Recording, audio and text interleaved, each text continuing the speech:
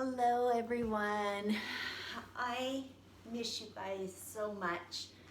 I miss our community. I miss teaching. I miss seeing you all in person.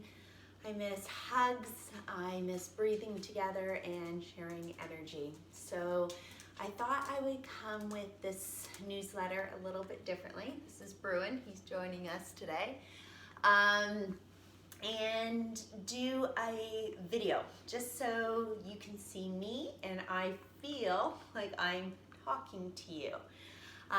Attached to today's newsletter will also be a yin class, and the idea of the yin class is to help us rinse our bodies of maybe the tension, the trauma, the stuff that's going on a global scale, but also in your home on the micro level. I've written a couple of notes because I just want to make sure I don't miss anything here. So if you see me looking down, it's just because I really want to make sure I cover everything that I need to say today or have this desire to say to you today. I want us to take a moment and to really kind of check in. How are you feeling? How are you doing through all of this? I know for me, I have been some days really grounded, really stable, feeling really strong. And other days I'm reeling, I'm in anxiety, I'm spinning out of control, I'm trying to figure things out on many levels, from teaching the kids online learning and navigating that, to finances, to what my days look like now. I like in this feeling of purpose. And, this is the first crisis that has hit where I'm not frontline. As some of you know, I used to be a police officer, so always very frontline. I was policing during 9/11 and during SARS, and that has its challenges too, but I felt like I was serving, and I don't feel that way right now. So just really trying to figure out my place in all of this, and really do it without judgment, and really honoring where we're at. And that's, I think, something that's very real for all of us right now, is all of us have some experience of what's going on. And in these times, it's easy to start to compare your grief or your loss with somebody else's. And I've gone into this myself a lot, where I'll be having a lower vibration day, and then I beat myself up saying, I haven't directly yet been affected by COVID-19. I haven't lost anyone, and I use the word yet. Praying that doesn't happen, but directly as of now, or it hasn't touched my family or inner circle yet, or friends, and it's scary, and it's just really real. So some days, I start to, be upset about something that's going on in my life, and then guilt comes over me because there are people that are actually dying, or people that are very sick right now. But this is so human, and this is the practice, and it's just honoring exactly where we are. And I think we have to acknowledge our own losses as we are going through this collectively.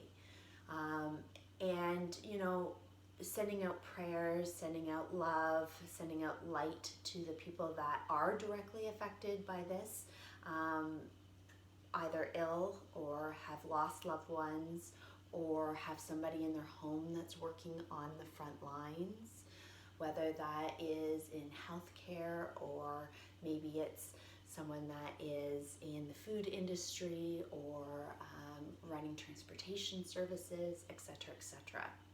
So, really checking in, like how are you? How are you doing? And real. Not having to whitewash this, not having to put up a front, maybe to your children or to a partner or somebody else in your life who might have it worse than you. Just how are you? So let's just take a moment and check in. Let's sit up nice and tall, drop those shoulders away from the ears. Let's close the eyes. Let's just feel ourselves connected to whatever we're sitting on, or if you're not sitting, you're standing, feeling the feet flat on the ground. Just pause here. Closing the eyes if you haven't done that already. And just starting to drink the air into your body. Maybe you haven't taken a really full, deep breath in weeks. And then letting all the air out.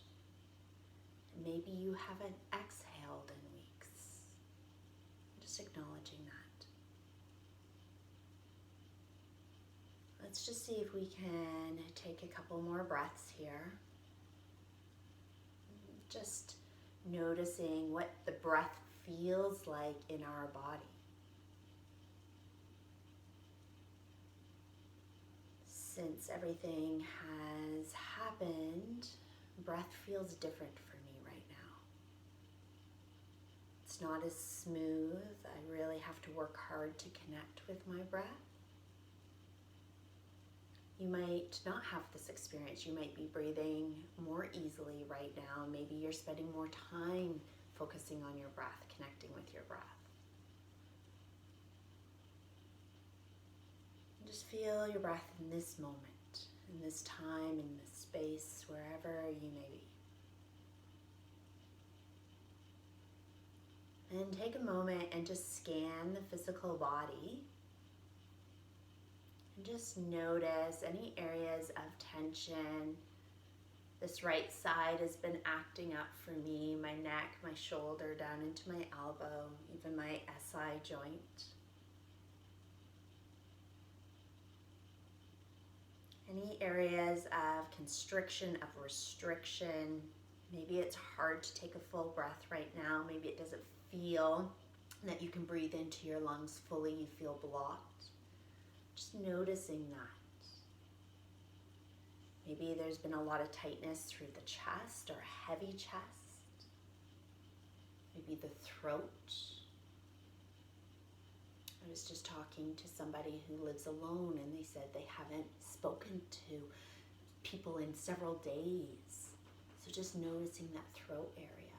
Maybe tension headaches, stuff behind the eyes, just being aware of the physical body. Maybe you're dealing with your own illness right now. Just being aware. Maybe all of this has activated an old injury, or maybe you suffer from an illness such as Crohn's and that's acting up right now. Just being aware of the physical body.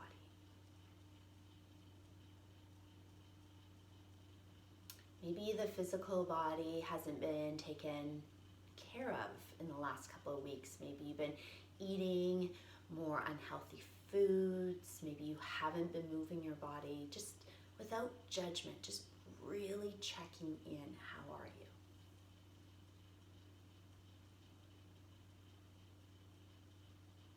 Flip the awareness now to that mental, emotional space and checking in with the brain, with the head, the thoughts. Maybe it's a very busy mind right now. Maybe the mind is planning next steps, hustling to figure out how you're going to reach out for government support financially, or maybe a way to make money right now. Maybe the brain is busy with keeping loved ones safe. Maybe Maybe it's busy with headlines from news.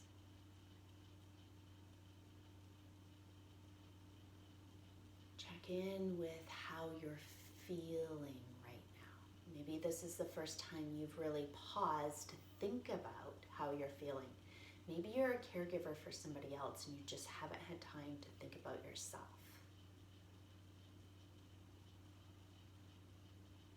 Or maybe you've been overthinking. Just being aware.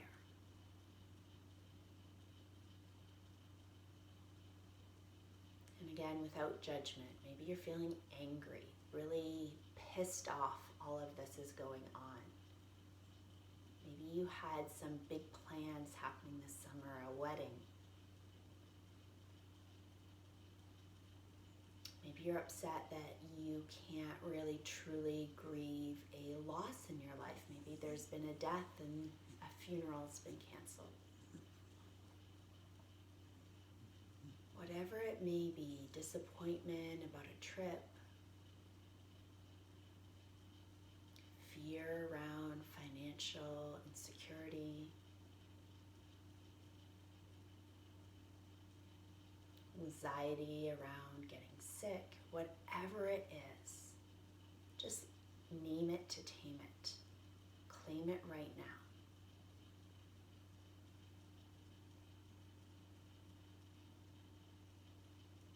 Let's drop into our pranic body, our energy body. Just notice if you feel like you're in flow right now. Is there acceptance and surrender of what's really going on?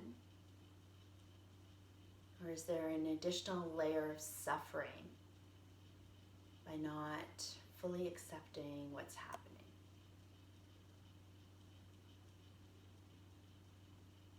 Is there a flow in your day? Have you found a schedule that works for you now?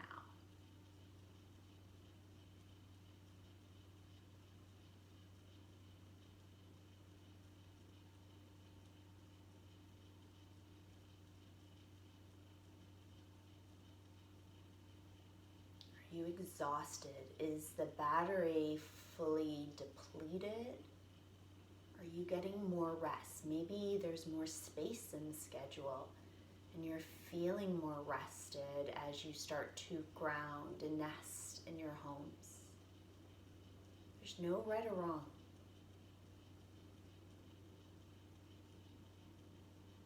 From here we drop into our wisdom body. Are you connected deeply with yourself right now, your intuition, your inner knowing? During this time, a lot of dynamic in a family who you are in a home with right now. And that might even just be yourself, what's your dynamic with yourself, especially if you're self-isolating. Just watching the fluctuation of the mind, how you speak to yourself. So just listening to that own intuition right now. Anything that's coming up as whispers. Are you connected?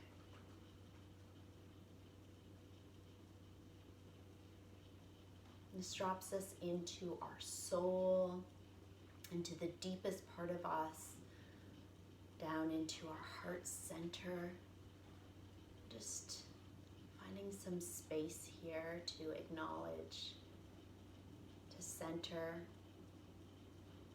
to listen in. Just breathing into this space right now.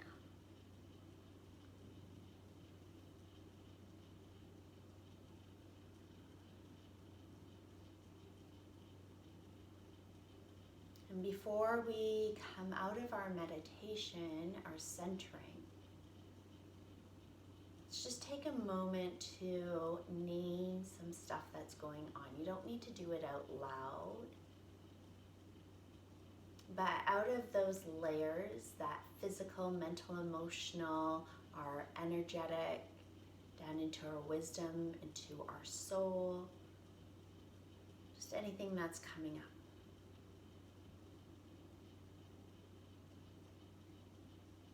So for me, I had some fear coming around my grandmother in a nursing home and just wondering if I will ever have an opportunity to see her again. My father is a huge smoker for 50 plus years, and I have a lot of anxiety around him contracting COVID-19. My brother lives in a group home and they're in isolation. I'm just worried about him and his health, and more importantly, at this time for me, his mental health. Those are the big ones that are coming up for me.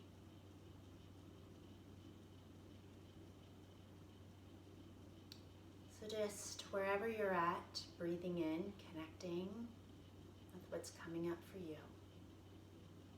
We'll just take another moment here, another couple of breaths.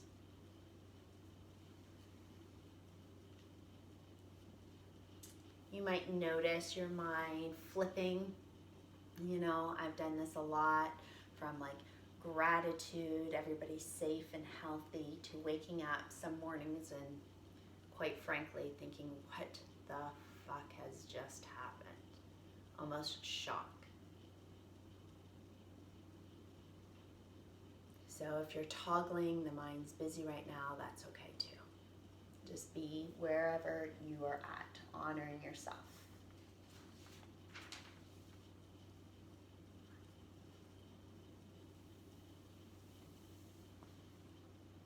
And then just slowly blinking those eyes open.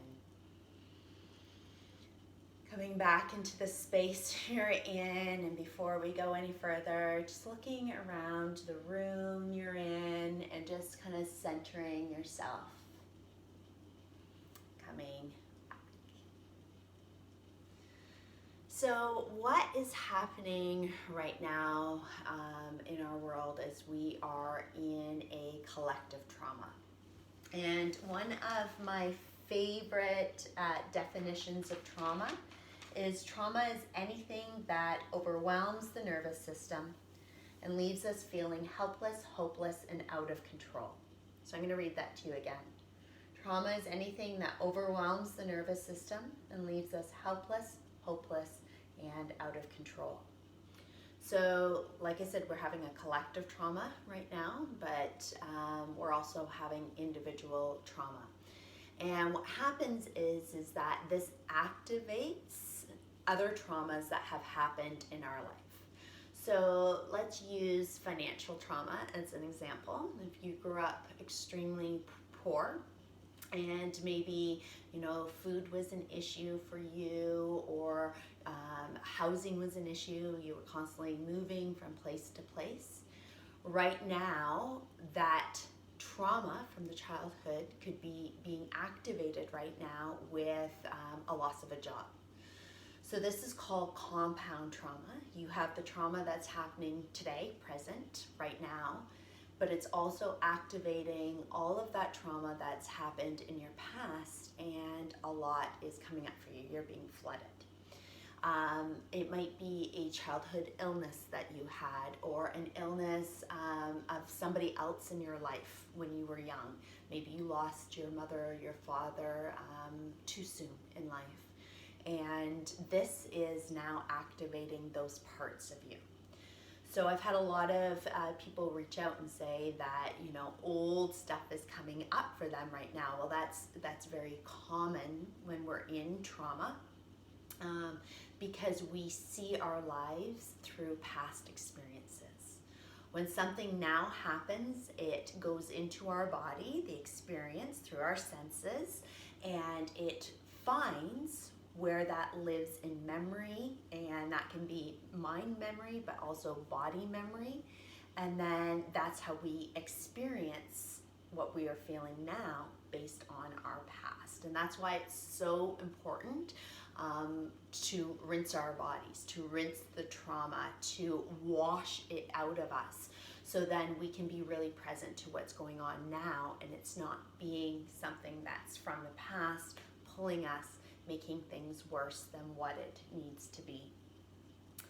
In trauma, we start to activate that flight, fight, or freeze the sympathetic nervous system. So you might notice right now that you are in flight mode, and flight is dissociation. You're checking out right now, you're numbing, you're finding ways not to deal with all the big feelings that might be going on for you. So you might be drinking more. You know, there's always jokes about the LCBO closing and we need to get wine to deal with this time at home with our families. You might be drugging, pot. You might be having more sex right now if you're in a situation that you're able to. You might find that you're online gambling, online shopping. You might be jumping onto social media more. Maybe your addiction's the news. That was definitely mine in the beginning. I was trying to gather as much information as I could, and I noticed how unhealthy it was just watching CNN loop over and over again. Your addiction might be sugar. That's a huge one people go to. You know, you're binge eating. You're not even eating because you're hungry. You're eating to fill an emotional void right now. So these are some ways that we flee that flight of a situation when the big feelings come up. So just be aware, Netflix, binging on Netflix, of this. You might be in fight mode, fighting with your partner, fighting with your children, fighting with yourself right now. You know, just in that really like, I'm here, I'm ready to fight mode. So being aware of that. Freezing is exactly what it sounds like. You're paralyzed. You're not able to make decision. You might find that you are oversleeping or not sleeping at all. And all of these things, you know, in moderation, might be a way for you to allow your nervous system to calm. So if you're choosing to, you know, turn off the news and watch a movie with your family, that's maybe a healthy thing for your nervous system to do. But if you notice that you are just checking out and always, you know, watching Netflix or, you know, not able to kind of deal with the reality, that's where we have to notice whether we are numbing the nervous system or if it's something that's helping our nervous system settle and calm. And in yoga, we call this as right seeing, right? Being able to really see what's going on in our world. So all I'm doing today, it's not judgment, it's just asking you to see your situation for what it is. And seeing right now if this is something you're doing consciously or something you're doing subconsciously. So if you're consciously making a decision to enjoy a glass of wine, sit on the couch, be with your partner and watch a movie, that's one thing versus, you know, drinking a box of wine, watching, you know, your 10th episode on Netflix and, you know, kind of ignoring the emotion that's going on behind the scenes. So, you know, today it's a call for all of us to hold ourselves accountable and see if we can get ourselves in a schedule of doing things that really help our nervous system. So coming back to our yoga practice, are we having a daily practice? And a daily practice doesn't need to be a 60-minute practice. It might be 5 minutes of conscious breathing. Are we doing our meditation? Are we doing journaling? Are we getting out in nature for our walk? Are we moving our bodies? Are we feeding our bodies healthy foods? So these are things that can really help us process the big things that are going on in our world right now. And it can also help us with different dynamics that are happening with loved ones, right? If you're in a home, maybe with a partner that you don't see very often, and all of a sudden you have so much time together, that might be bringing up a lot of dynamics. So it's really important that we're regulating ourselves. We're looking at our own nervous system, looking at our own trauma, looking at our own thoughts and feelings and what's going on, and owning our side of the sidewalk before we come into relationship, into dynamic with that other person. And then we're coming from a very conscious choice activated instead of the subconscious, that reptile brain from past experience, living out of fear or anxiety or anger or any of those other places that we might be going to. So it's really important, like I said, that we are rinsing our bodies and just really looking at that trauma and helping to get it off. So we're going to move to a yin yoga practice. I'm just going to check this over and make sure there's nothing here I'm missing. Also something to be aware of is what we're telling ourselves right now. So the words that we're using. So if you are saying, you know, I am social distancing, that's very different than saying I'm physically distancing, because social distancing means you're kind of moving away from community, where physical distancing is what we're doing. We're just physically staying apart, but we're still part of a greater community. Or you might be, you know, saying I'm stuck at home right now. Maybe another way to rephrase that is I am safe at home right now. I am acting as a wellness warrior right now by staying safe at home.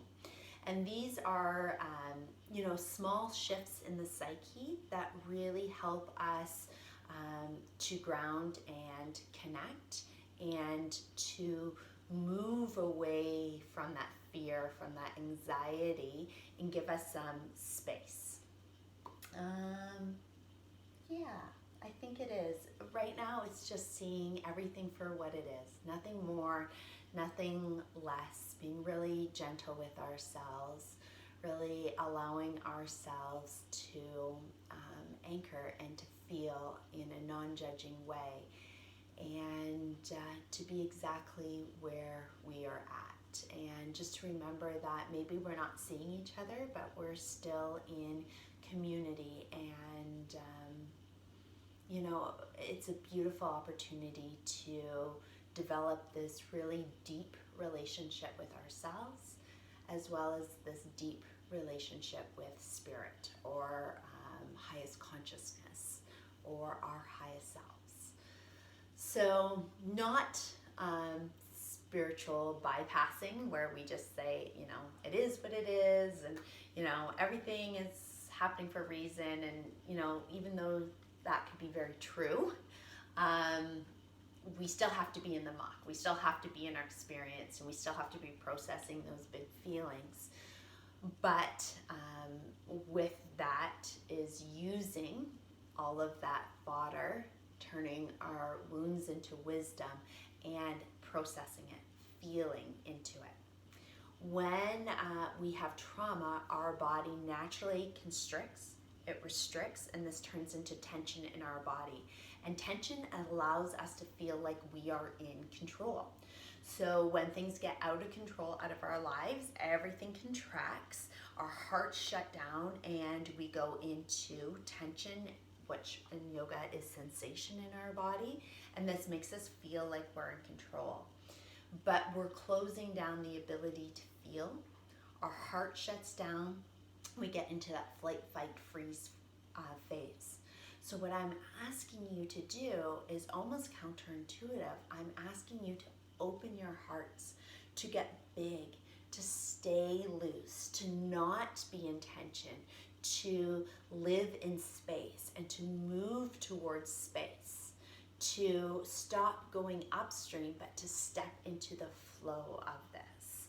And it's not easy. I often go over to the other side And when I'm aware I'm on the other side, that's when I use my practices. I use that skill set to get out and, step into consciousness and be more aware and get back on board to living in more space, living with a bigger open heart, to step away from fear and move closer to love. So let's move into our yin practice. I'm going to pause it there. For those of you who want to join us in the yin practice, you can combine this video and then do the yin. You can do the yin at any point you want. And yeah, just thank you for listening to me ramble on. I just felt like I really needed to share this with you. And I'm just really honored that we do have this community. For those of you who haven't done any of the videos, I'm trying to post as many videos as I can under audio visual on my website. This is new for me. It feels so awkward. It's a big growth curve, so be gentle with me as you practice, but I think it's so important that you're able to hear my voice and move and breathe with me, and I am grateful for that. I've also posted some of my yoga partner Angela's videos. They are incredible, just so there's a lot of variety for you, so hopefully you can enjoy those as well. And I will see you on your mat hopefully soon. And just sending you all from the bottom of my heart so much love and light and peace. Namaste.